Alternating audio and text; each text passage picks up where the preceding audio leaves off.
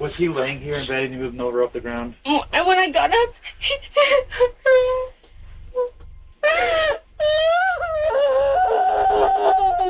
and that's when I saw the blood. And he goes like this. I said, "What did you do? What did you do?" "I'm sorry, I didn't. I failed. I'm sorry. I didn't. Change his name." This is what got me hella confused. Okay. If I was you, I'd be like, what the why would you clean him up? I mean, that's one thing I think is kind of little, On November 29, 2020, police are called to the home of a distressed woman in Farmington, New Mexico, following a horrific discovery. Her husband has died.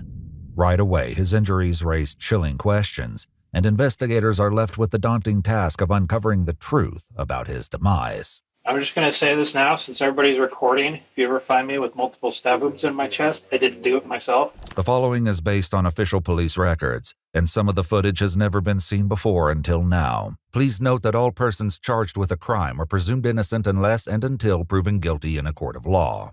On the morning of November 29, 2020, around 5:40 a.m., authorities respond to a 911 call made by 47-year-old Heather Hoer, a third-grade teacher, to report the death of her 49-year-old husband, Robert Hoer. Officers find her waiting for them outside her home. Where is he, ma'am? Get the door open, we have an officer coming. Yeah. Mm-hmm. Okay.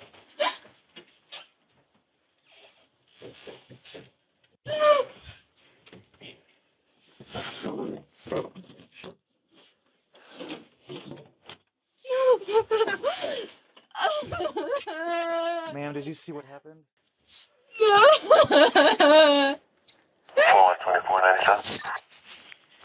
Where's the blood coming from on him?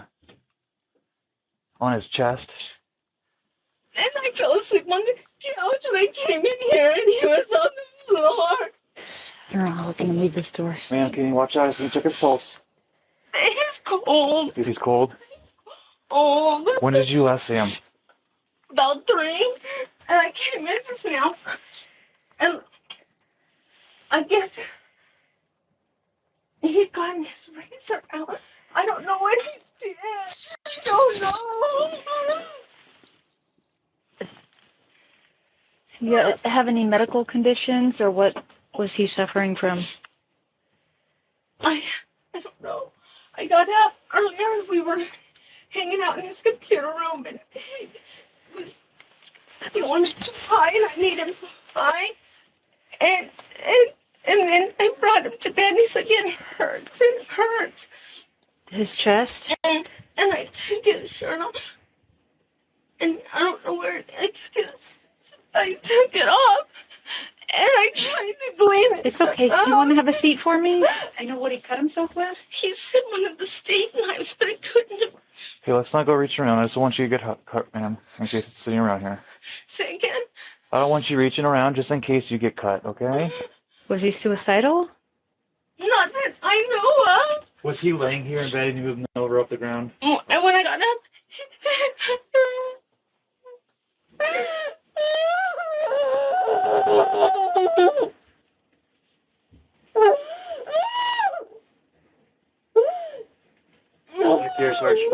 No, the lacerations I'm seeing are deep enough and have a lot of blood protruding, but... It's the thing. It's not deep. They weren't deep. They're not deep enough to kill him. What medication does he take, ma'am? Or this is medication up here? I don't want him to be like that, and I know he's... We're going to take care of him, ma'am. We're going to respect him, and we're going to take care of him for you. There's a whole lot more. 106, I believe they're pulling up right now.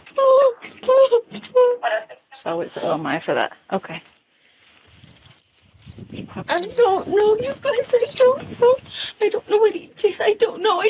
It's okay. We're going to have somebody come and look at him, but we're going to try and move him to a more accessible place. Is there any way that I can get you to step out and we're going to end up coming out that way? Or do you want to wait until we move him? It's up to you. You can stay with him. It's just... 4106. 4106. Man, we can't cover him with a blanket, unfortunately. We're going to have to move him out because our medical examiners are going to examine him, okay? Eventually, the officers are able to move Heather from the room.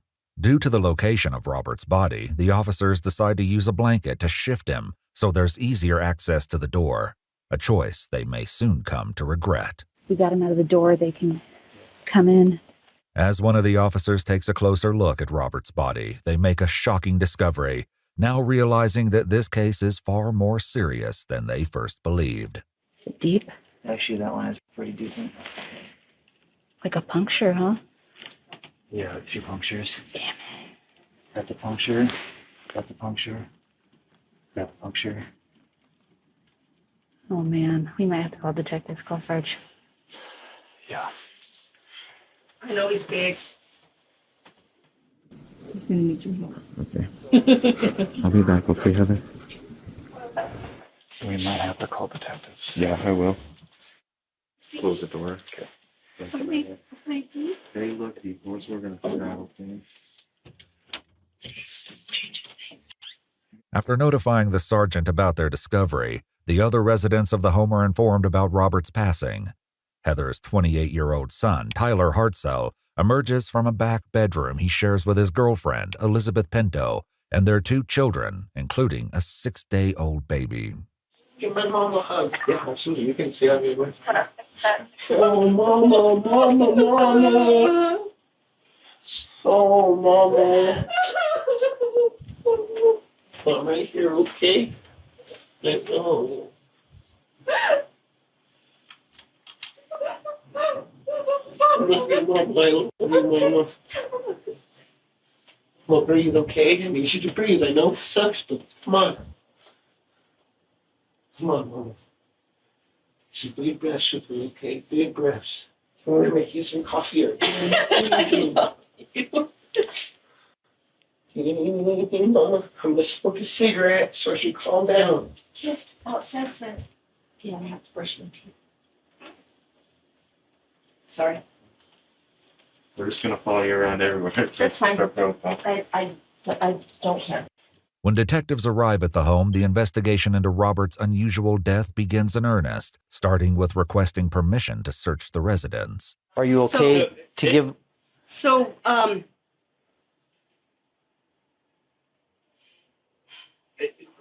purpose, fine. because of what, That's- because yeah. of the circumstances, these are. Right. This is abnormal. Okay, this isn't. This Right. isn't a normal death. So we want to this is not make a normal sure. death? No. Well, no, right. No. This is not right. So this is what we're trying to say is that you have rights. Okay. Right. You guys are. Okay. But I have to throw a little disclaimer out. Yes. Okay. Okay. My big kids are potheads. Okay. That's okay. Yeah, we're not interested in any of that. I just had to. I had to. You know, that No, was the that's- whole look yeah. on my face. Yeah. You know, I know you guys have to find everything and search everything, but Yeah. We're not concerned with that. Oh man, hearing Heather's raw panic and those officers piecing together the punctures, it hits hard. You can feel the confusion turning to dread, like how do you wake up to your partner's life slipping away? It's that gut-wrenching moment where love clashes with reality, reminding us how fragile trust is in a marriage. I ache thinking Robert might have suffered alone. Or worse, not alone. This sets a chilling tone. You can't look However, away. soon after Heather gives her consent to search the house, the officers make a concerning discovery, the details of which will come to light later. For now, they realize that nothing is quite as it seems, and they ask Heather, her son Tyler, and his girlfriend Elizabeth to head down to the Farmington police station. A convoluted story will soon emerge, leaving the detectives with the difficult task of uncovering the truth. So, based on everything that we've looked at so far, I wanted to just interview you further. I think it's appropriate that I advise you of your rights. Okay. I'm so not what? being charged with anything. You're not being charged with anything. We don't have any charges against you. But again, I'm here. I've got to find out what happened. Okay. And in order to do that, I have to be more thorough in my questioning.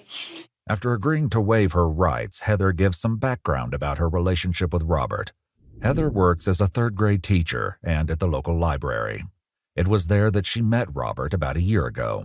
The two had just married on September 5th, 2020, around 12 weeks earlier. Heather then begins to recount the events of the evening, beginning with her and Robert spending time together while he played the video game Fallout. She says the only time she left his side that night was to warm him up some pie. We did have a drink. Okay. What did you have to drink? Gin and ginger ale. Okay, both of you? Yes. Just one drink? Mm-hmm. Each of you? Mm-hmm. Okay. So you guys, at some point, did you move from the office to the... Did he move from the office to the bedroom? What happened? Yes, Okay. I Walked him over to the bedroom, okay, from the office. And you said something to the effect that he was complaining of some pain. Yes. Somewhere. Yeah. Describe that again. It hurts.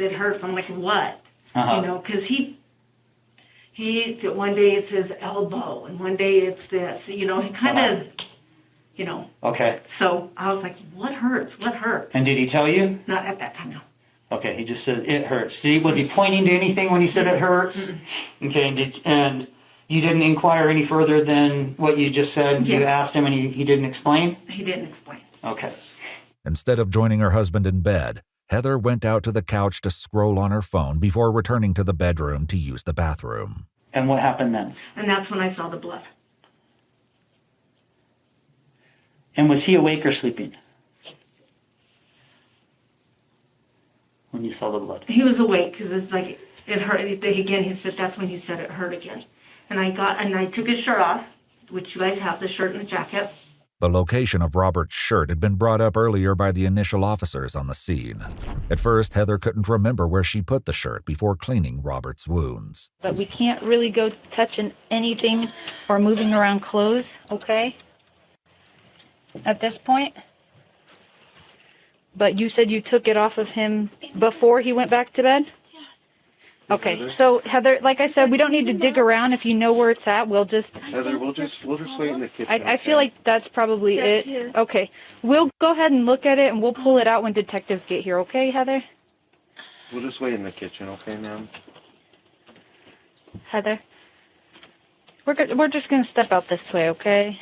I think that's probably going to be it, but we're not going to touch anything, okay? I can't remember the shirt. That's okay. That's okay.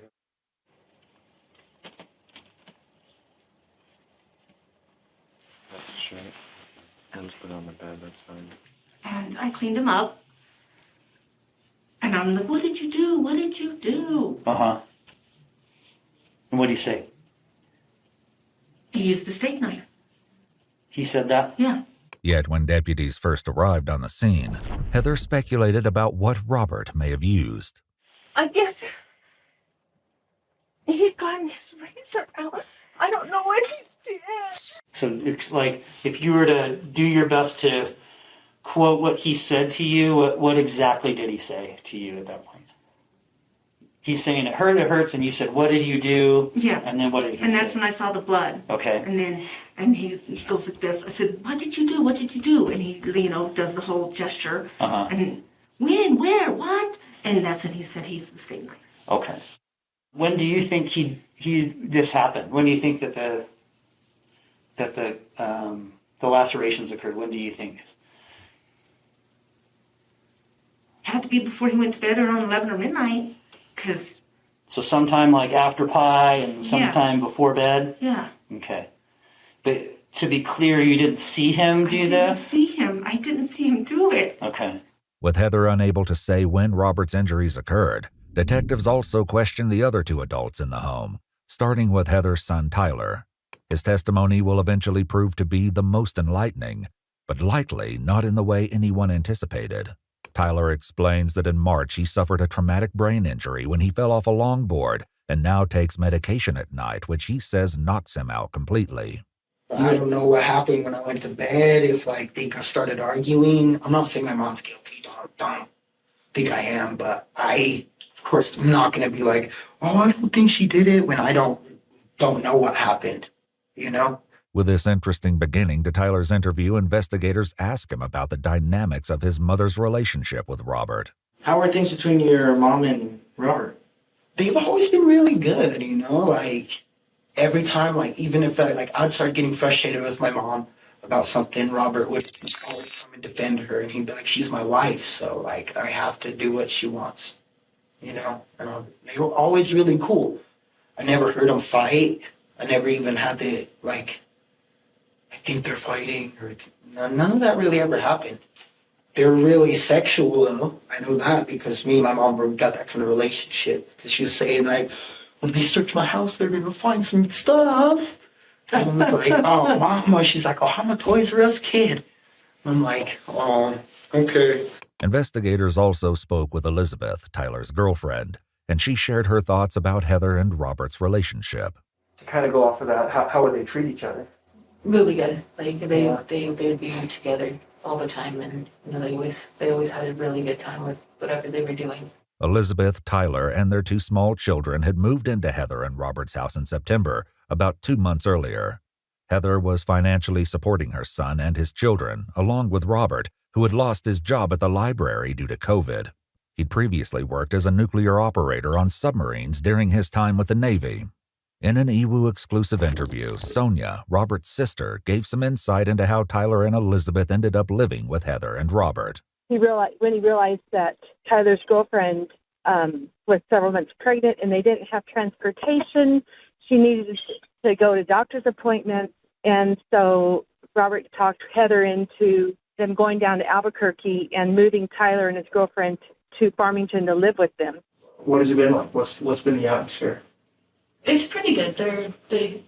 They're just all. It's kind of like a honeymoon thing. Like they're all over each other, but they've also been like that since they got together. You know, as a relationship.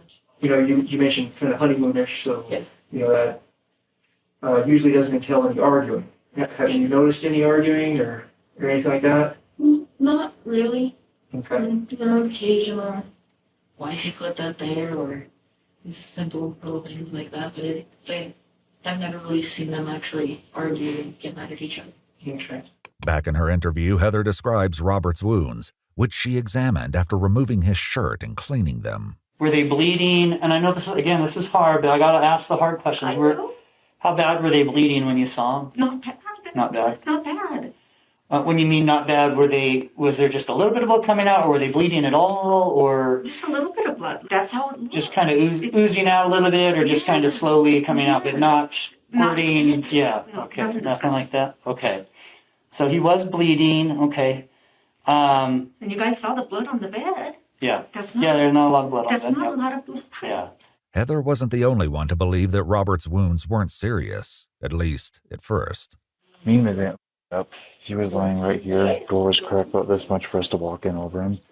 And then the wounds look super superficial. Like they're scratches. Okay. The investigators currently at Heather's house at the same time that her interview was taking place also noted that there wasn't very much blood in the bedroom. I don't know how to get face down here. With no blood? Right, because to move, you have to be what? Alive. Alive, And right? maybe.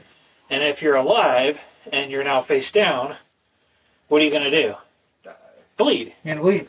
Right? So I don't know how you get from the bed alive, With that. here, dead, face down, And with no blood anywhere. The mystery of the lack of blood would eventually be solved. But for now, Heather continues with the timeline of events.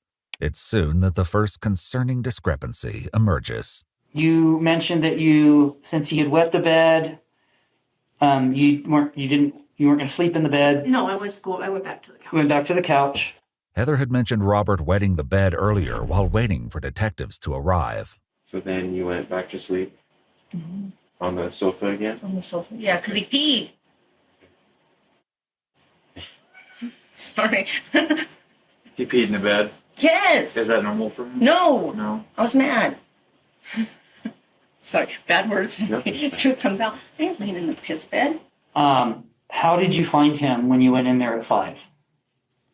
He was face down. Okay. He was, the school laptop that was in there. Uh-huh. He was his face down on there. So his face was on that? Okay. Yeah. And he was on the ground, of course. So I rolled him over. Uh-huh. And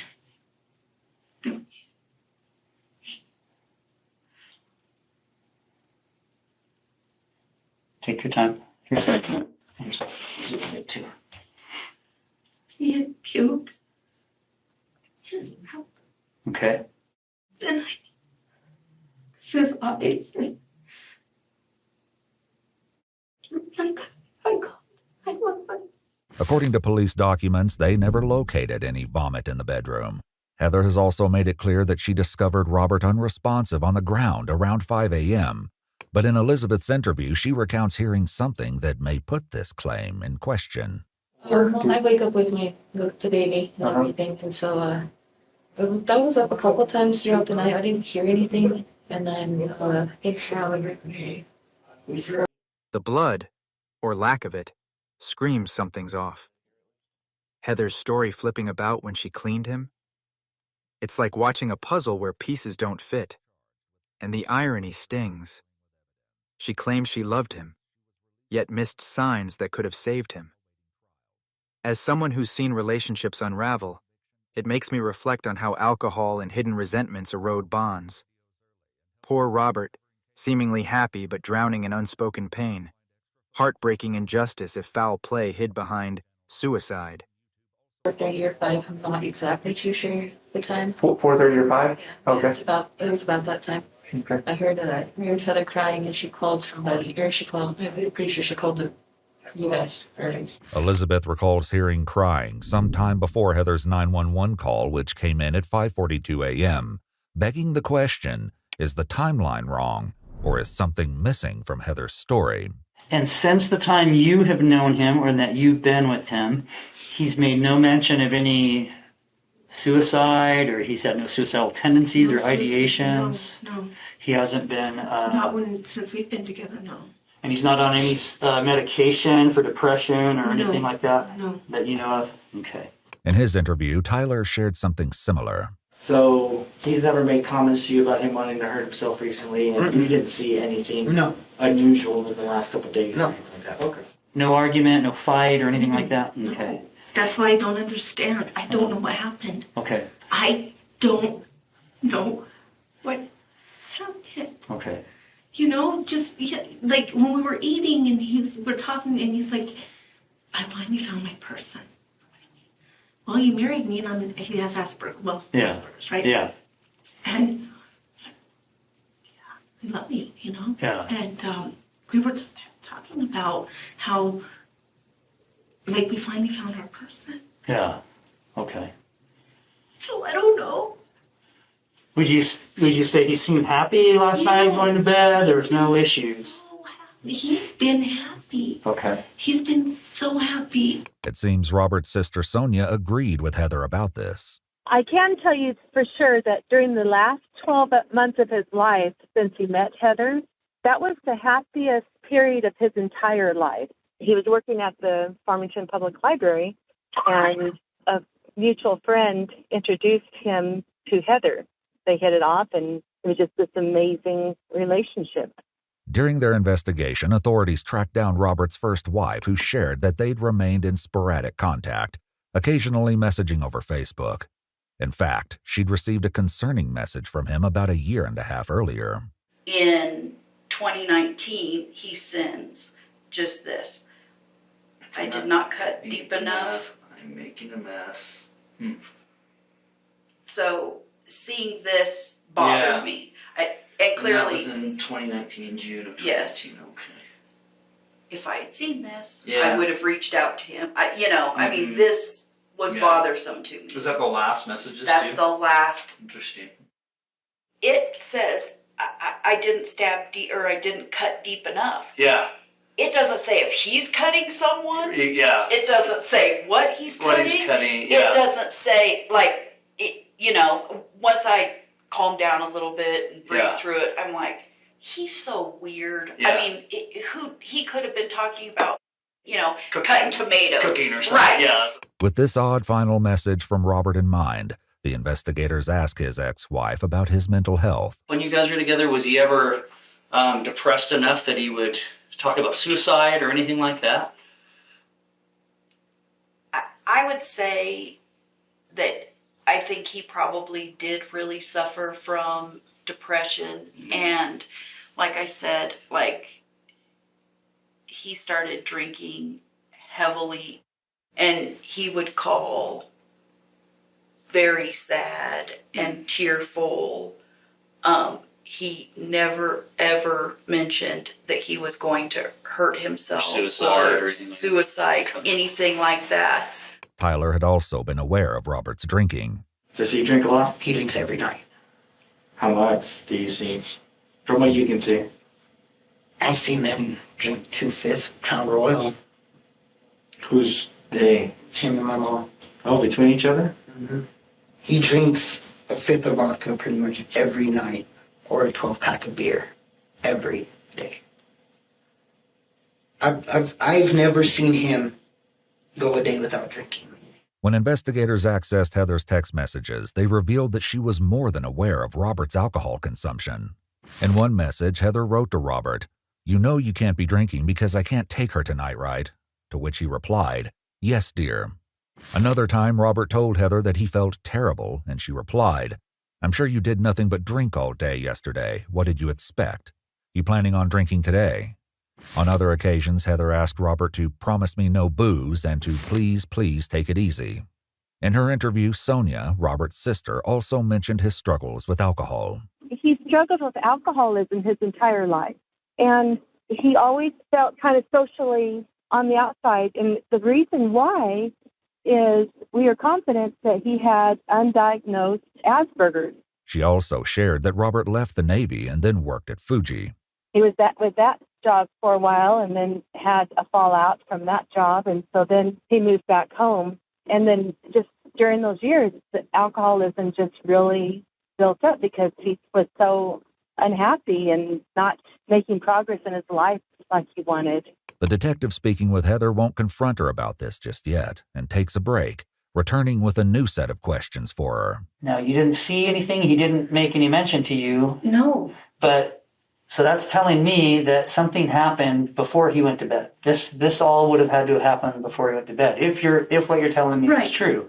Otherwise, there might be something else that we find out later that might be different. But from your statement alone, you're saying that it's pointing towards something happened probably in that office?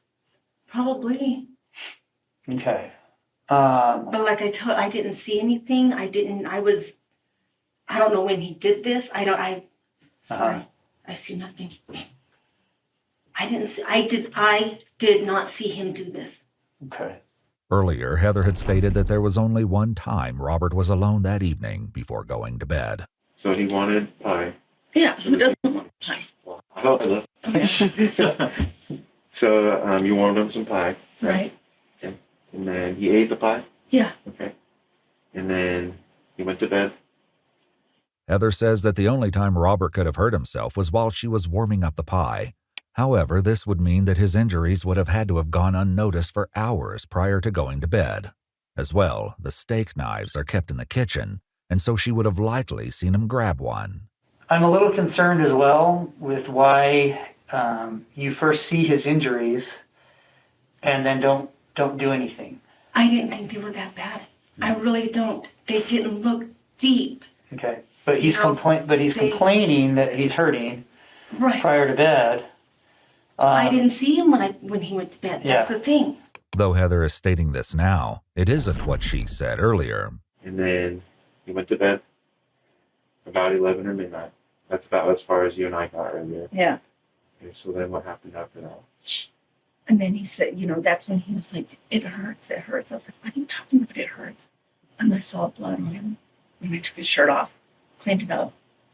Since her questioning at the station began, Heather has stated that she cleaned Robert's wounds when she went into the bedroom around 3 a.m. However, initially she said she cleaned his wounds when he first went to bed. The deviations in her story only become more alarming from here. Okay, but... You know what I mean? I did not see him. Right, you didn't see the injuries before bed, but you hear him... Or anything. Yeah, but you heard him complain. He said he was hurt, his chest hurt. Yeah. But he gets like that when he gets his migraines. Right. And, So that's understood. But then when you went in the next time, and he says according to you, he says they're self-inflicted. In any case, that's cause for concern. Okay. Right. I would kind of liken it. I'm married. I also have kids. If any one of my family if I found that they stabbed themselves, if they said they stabbed themselves with a steak knife, I would be concerned. I would, one, because I would be concerned that they might have some injuries, okay? And even if they're superficial, my next concern would be, I don't want to leave them so that they can potentially harm themselves again or more. Do you know what I'm saying? Yes. That doesn't make sense to me. I know. So how do you explain that? Honestly, I didn't think they were that bad. I didn't realize that they were as bad as they were. I didn't realize it. Okay. I didn't. During her initial statement, Heather had explained her reasoning. I didn't think it was that. I really didn't think it was that bad. Because the steak knife, you really can't. I didn't. They're not even like. Sure. And I didn't notice any of them missing or any of that. So I was like. And what about the discussion, like after he said he stabbed himself with the steak knife? What then? I mean, what happened? I didn't see any steak knife missing. That's the thing. But obviously he cut himself with something. Like, what was? You didn't any further say, why are you doing this? I didn't. Let's get you some help. I'm sorry, I didn't. I failed. I'm sorry. I didn't.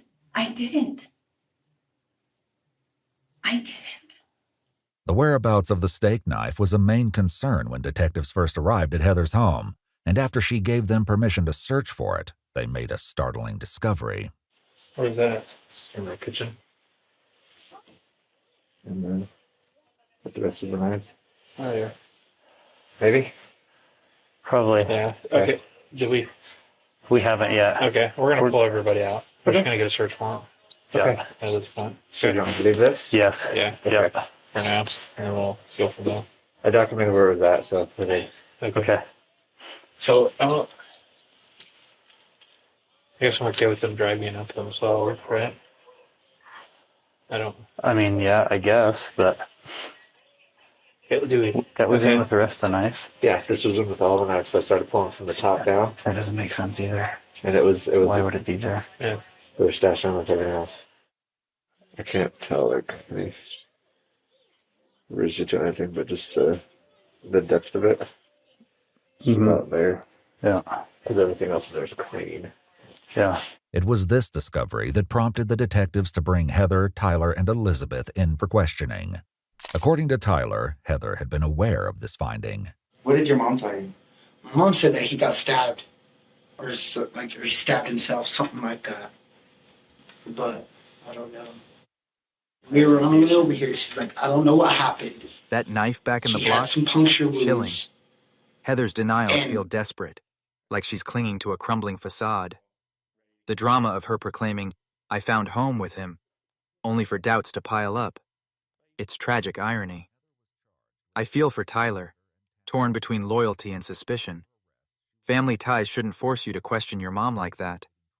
This exposes how small lies snowball into devastation, leaving everyone shattered. They found the knife, and he pissed himself. That's all I really remember. They found a knife? They found the knife in the butcher block. That's what she told me.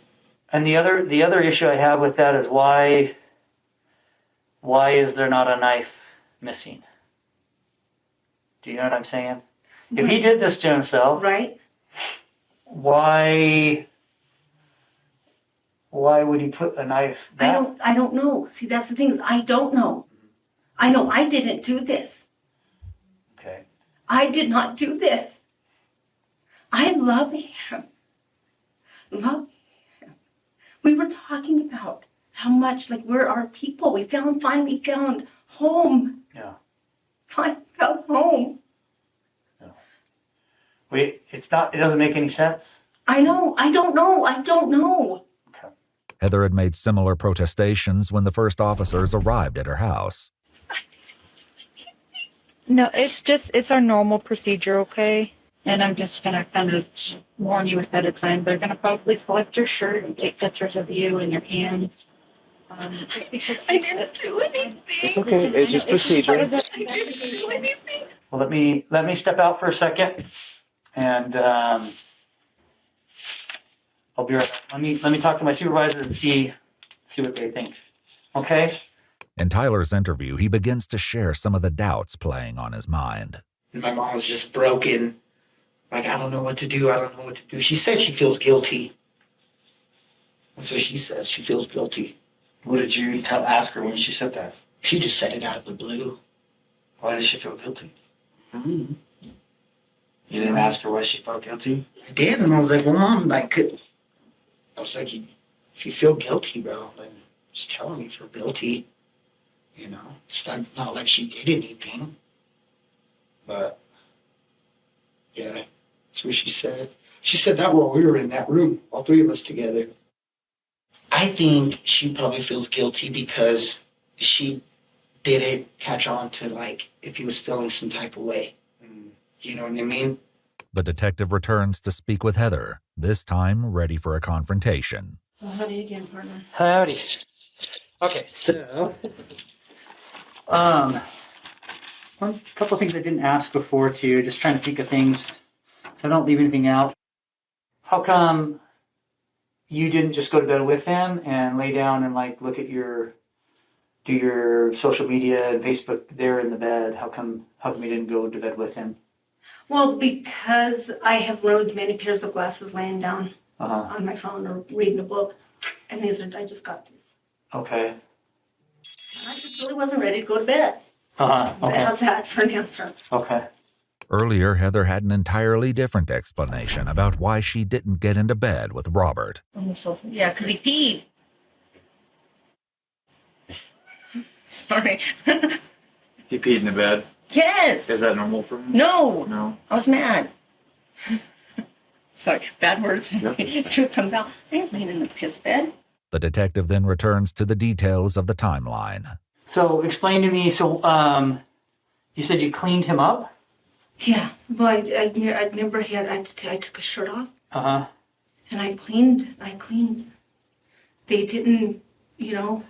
What was he saying at this point when you cleaned him up? He wasn't saying anything. But he was awake? More or less, I mean. What do you mean, more or less? Was he completely coherent? No, if that's what you're asking. Okay. Were you concerned about that? Well, he was asleep. You know what I mean? Once again, Heather's initial statement comes back to haunt her. Had he been asleep prior to saying anything, or is he kind of awake still? He was awake. Heather also clarifies that she'd used a washcloth to clean Robert's wounds, and the investigators soon discover it at the scene. So there is a washcloth in here, but there's not a lot of blood on it. Well, it doesn't look like, this is not an absorbent. No. The detective's questioning then takes a turn. What all is on those computers? You gaming? What else might be on there? Oh yeah, there's gaming. You'll find some pictures What are we talking about? of us. Like, what do you mean? You have to explain that to me. Are we talking like naked pictures? Yes, thank you. Okay. Were you guys both into that type of thing? Only with each other, Okay. obviously. What types of things are we going to see on there? So, like, what do you mean? Well, we're adults. You can tell me. I'm like, what are you guys into? Like, what are you guys? You'll just see pictures of us, and you'll see a couple videos, and because he likes to watch. Okay. Liked, I should say. Okay. Were you guys into like any type like BDSM or anything like that type of stuff? No, but you'll find out in the top floor of my room. Like what type of stuff? Toys and stuff. Okay. You know what I'm talking about with like BDSM Yes, and all that stuff. You guys didn't like to tie each other up or hurt each other or anything like that? That wasn't your thing? Your guys' thing? His thing or your thing? It wasn't his thing. Okay. Your thing? Years and years and years and years and years and years ago. A similar discussion comes up in Tyler's interview. He's complained about her sexual habits. Is it too much for him? Yeah, because sometimes my mom's been, since she's been 17, she's had kids. You know what I mean? So she's been in control of everything. So she likes to be the one being controlled, and he's like, no, you know? So he's talked to me about that, but... Anything crazy? No. Where, like, they hurt each other or anything like that? No. I wouldn't think that they hurt each other sexually. Like, I know they get tied up. You stuttered a little bit about it, so I was like, I thought you were going to say something. Yeah, no. But not anything different than a normal BDSM type of person, you know? The detective with Heather then tries to understand her temperament. Well, when you get pissed, do you just yell at him or do you become physical? I'm not a physical person. Okay. I am not a physical person. It's never gotten physical between you and your husband? Nope. That you can remember? It's never gotten physical between us. What about with you and Tyler? Anything ever gotten physical? Oh, Tyler and I? Uh-huh. We're two peas in a pod. Uh-huh. So what does that mean? You mean it hasn't, you've never gotten a fight with Tyler at all, or? Oh, when he was younger. Uh-huh. What about since he's moved back with you? No. No? I mean, we have argued a few times because, you know, he'll wake up and he'll be in a bad mood or whatever, and then he'll take it out on everybody, and I'm like, I won't even have my coffee yet. I'll tell him to just shut up, Yeah. Have you ever punched him? No. Did you ever hit you or anything like that? I'm not gonna lie, yeah. Recently, as a 30-year-old? Yeah? She's a pretty feisty woman for her small height, huh? Mm-hmm. Wow. Let's just say when I was a kid and they were like, I'd get in trouble in school. Who are you calling, your dad or your mom? Call my dad every single time. Usually it's the other way around. Let's call my mom. Yeah, because the other day we got, because Robert would be like, you know, we're going to do this as a family. And then it wouldn't happen. And I'd be like, come on, bro, don't be telling my son you're going to do something with him and not do it. And then my mom got mad at me and I was like, well, you guys stopped the whole world to go to his mom's house, but you guys can't take an hour to hang out with my son. And she got mad and then, like, she hit me. How? Boom, close fist. Mm-hmm. How long ago was this? 2 weeks ago. Okay. It seems Tyler has a lot on his mind, and this conversation triggers him to share some of his thoughts. Why not? Okay. This is what got me hella confused. Okay? If I was you, I'd be like, what the you know? How would you clean him up? Why the would you do that? You know? Just leave everything there. You know, leave it how it is. I mean, that's one thing I think is kind of a little, That's what I think is maybe a little sketched out on your mom right now? It is a stay between us. I mean, just be honest with me. No. Honestly, I don't know. I don't think he stabbed himself. I think that's, you know, but honestly, I don't know what happened because they were both pretty drunk last night. Because I know when my mom gets really drunk, she's like, I love you, son. Oh, I love you so much. And I'm like, the feelings come out. I'm like, all right, Mom, you're feeling it. You're feeling it. Earlier, Heather had claimed that both she and Robert only had one drink, yet Tyler's interview has once again contradicted her. Did you have more than that to drink? Yeah. How much? So be honest with me, how much did you guys have to drink that night? I don't know how much he had to drink. I had 2 drinks. Okay, 2 drinks. Mm-hmm. You mentioned earlier was gin and ginger ale. Gin and ginger ale, yeah. Is that what you had before too? Yeah. What does he like to drink? Well, he'll drink it like this and then chase it with soda. So you guys been together pretty much over about a year or so. Mm-hmm. Can you tell when he's been drinking? Oh yeah. You know, when he's drunk or hit that threshold? Was he at that threshold last night? Was he drunk? Yeah. Okay. How come you didn't tell me this before?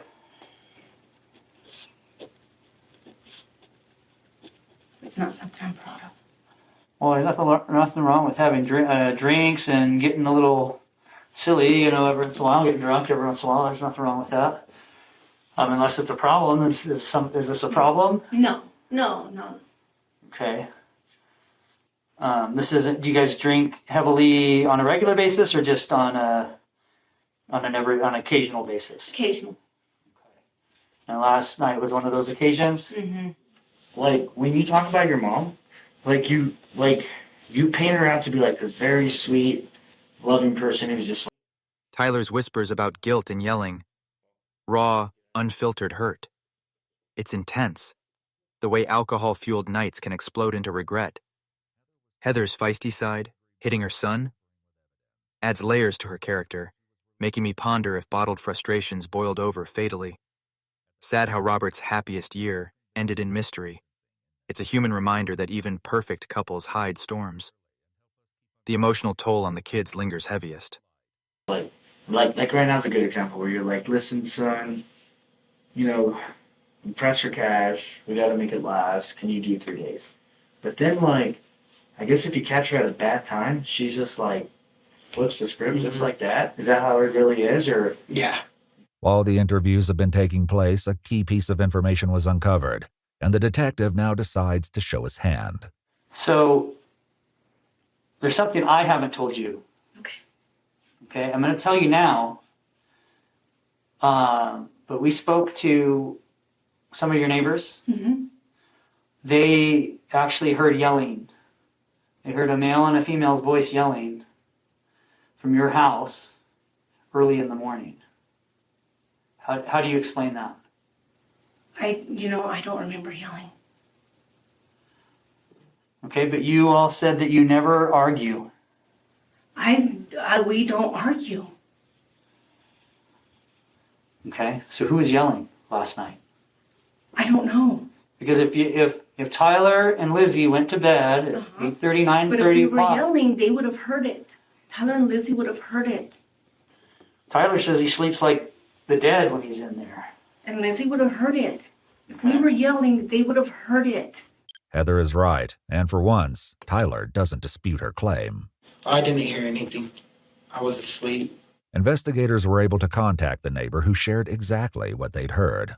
Well, I'm not too entirely sure. It was like, I think around 4 or 3, maybe early in the morning at some time. I didn't look at the clock or anything, but I heard yelling. Oh, it didn't sound like a violent yelling. It just seemed like it was yelling like someone enjoying the time or something like that. Do you know, did it sound like a male's voice or a female's voice or both on the yelling? Probably both. While it's clear many elements of this case aren't adding up, Tyler's questioning comes to an end, and he's joined by Elizabeth. Whether or not Tyler is aware that he's still being recorded is unclear, but he soon makes some of his most interesting statements. I guess when you there, my mom said that she felt guilty. Mom, violent? Mom, what do you mean by violent? Has she assaulted you? I don't know. So you're lying to me.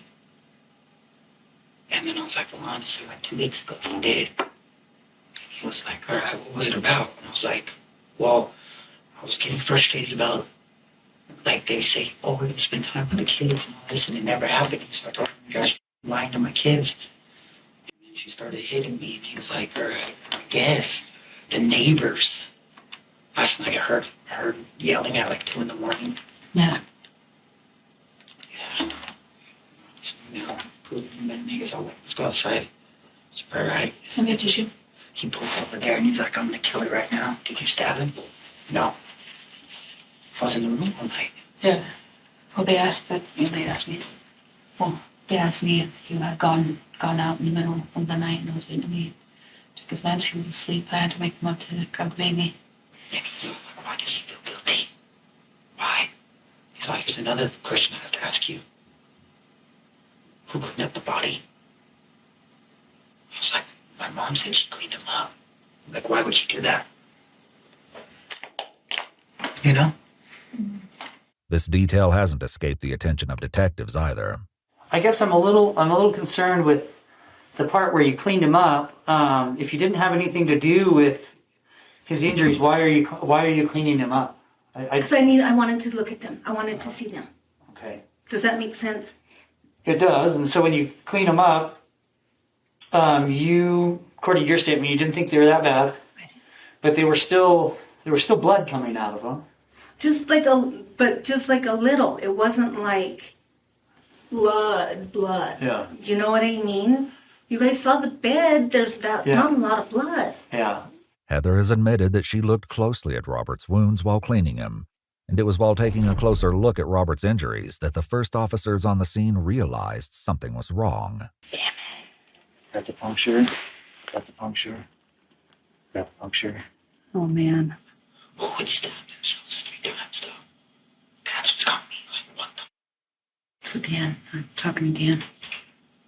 You know? Mm-hmm. Honestly, dude. In my ball sack. You know? Like, I think you did it, dude. I'm not trying to accuse her. But nothing else would stab herself right here. She's acting really weird about it, too. Like, why would you say you feel guilty, dude? If you didn't do anything, you shouldn't even have that feeling, but nothing's adding up. It's like weird to me. How did the knife get back? Exactly. Honestly, I just want to know. I want to know what happened to him. I do too. I think you do know. Honestly, I think you know what happened. I didn't do this. And if you do know what happened, let's just hear me out. I think you know what happened, and I did not do this. I did not see this happen. I did not do this. I'm not a bad person. I'm not. I mean, it doesn't make sense. He's 6'3". Mm-hmm. How would I be able to hurt him like that? I don't know, but that's what I'm trying to figure out.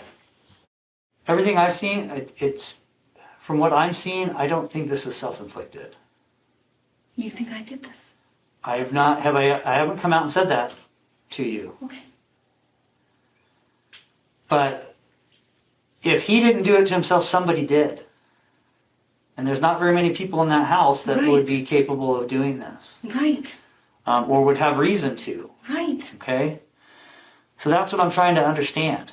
Your mom's a cop, I'd be right, bro. I'm sorry, dude, but I'm gonna have to take you to jail to figure all this out. You know? Heather's questioning soon comes to an end, but before she's reunited with Tyler, the two exchange text messages. Tyler asks, "Mama, did you do anything?" Heather replies, "I didn't," and Tyler, "Do you really think this is something I would do?" Tyler answers, "I don't think so, but I'm not the detective," resulting in Heather's reply, "I didn't do this, Tyler." Heather's phone would eventually prove to be a turning point in this distressing case. Heather, Tyler, and Elizabeth were released from the police station but not allowed to return home until the investigators finished their search.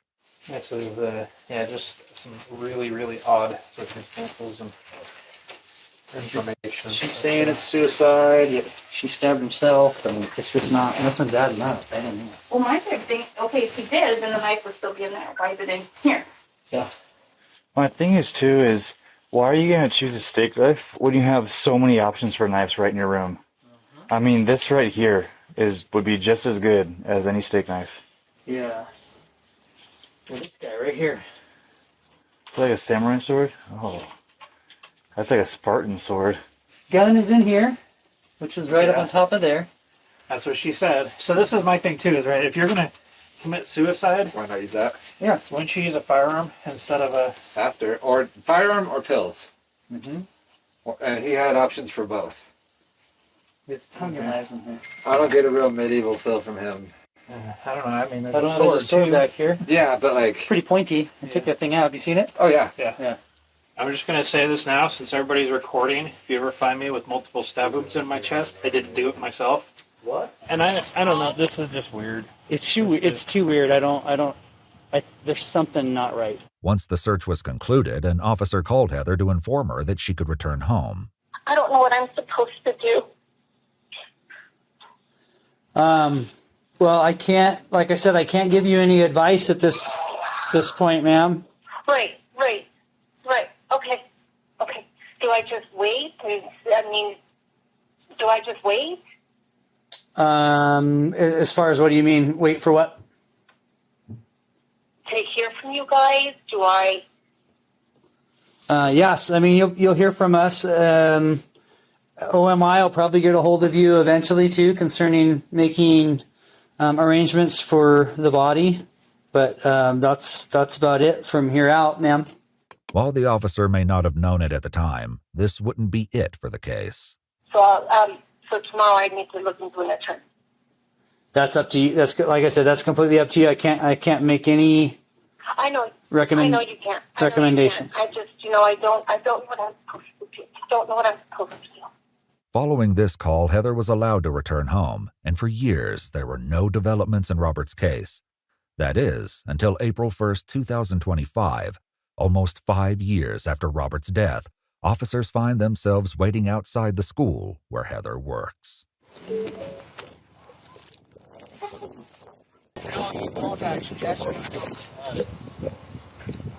So I'm going to grab your stuff from you, okay? You have an arrest. Put your hands behind your back, Heather. What do I have a warrant for? For homicide. You have the right to remain silent. Any statements made by you may be used against you in court. You have the right to an attorney. Not a Florida attorney, one will be appointed to represent you for each charge. You have a right to consult an attorney. Can I call my mom real quick? Yeah, hold on. You have the right to consult an attorney before any questions are asked. Yeah. So I have no idea which case it is. Once again, Heather's phone revealed more than she'd been willing to share. Despite her claim that the couple never fought, video footage was found from November 23, 2020, 6 days before Robert's death. Heather had been recording an argument between her and Robert over Robert's ex-wife, where he can be heard saying, "You, and you just want to be mean and stupid." You guys really had to arrest me right in front of the kids that I work with. Well, come on. We waited until the school got out, Mary. No, but I still have kids in the cafeteria. Okay, would you like to stand on the other side of this car? Yeah. Despite being arrested, Heather manages to keep up a friendly attitude while waiting to be transported. Could somebody say my glasses up a little bit?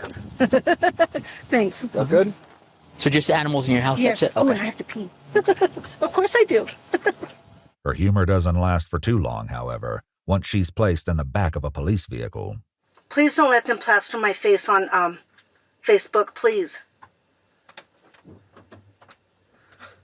You know what I mean?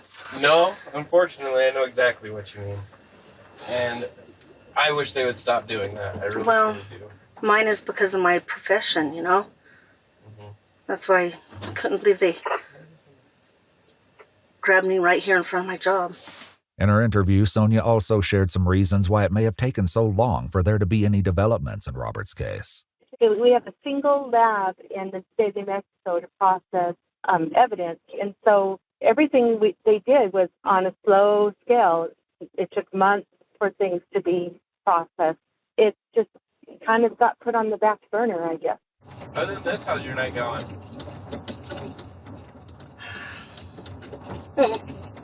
Fine. It was good. It was actually great. I have the best job. I live my best life. Robert's cause of death was ruled to be 3 stab wounds to the chest, but the manner of death was undetermined.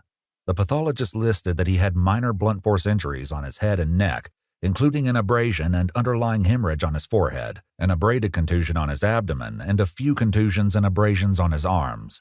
His post-mortem blood alcohol level was 0.084, which is the blood alcohol limit for driving in New Mexico. The steak knife was also tested, but no blood was found. However, Robert's DNA was present on the blade. So, Ms. Fernandez, you've been advised of your rights. Correct. Do you know why you're here? Just no. Okay.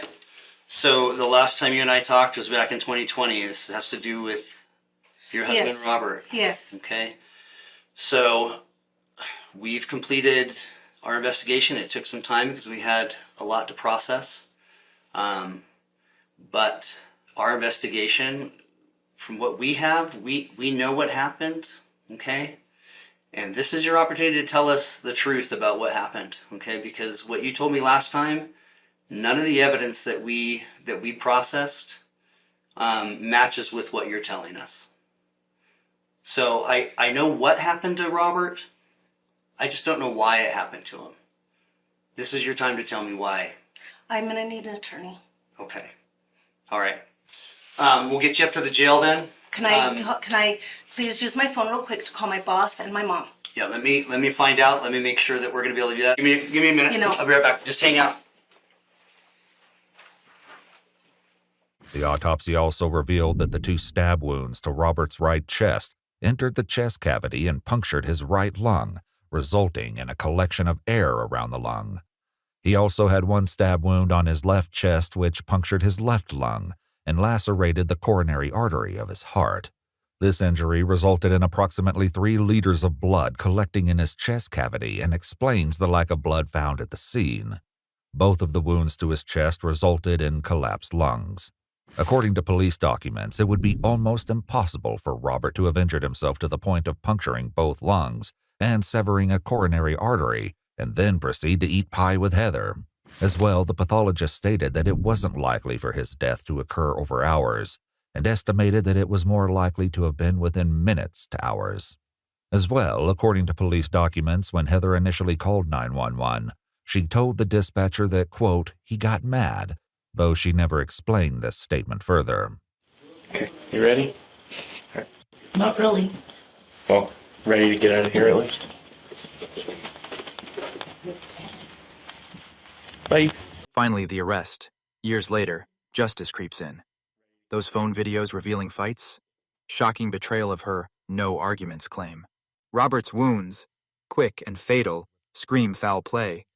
The irony of her best life, post-tragedy, is gutting. I feel reflective anger at delayed investigations, but relief for closure. This case haunts. Love turned lethal. A family's quiet unraveling. We owe it to victims like Robert to seek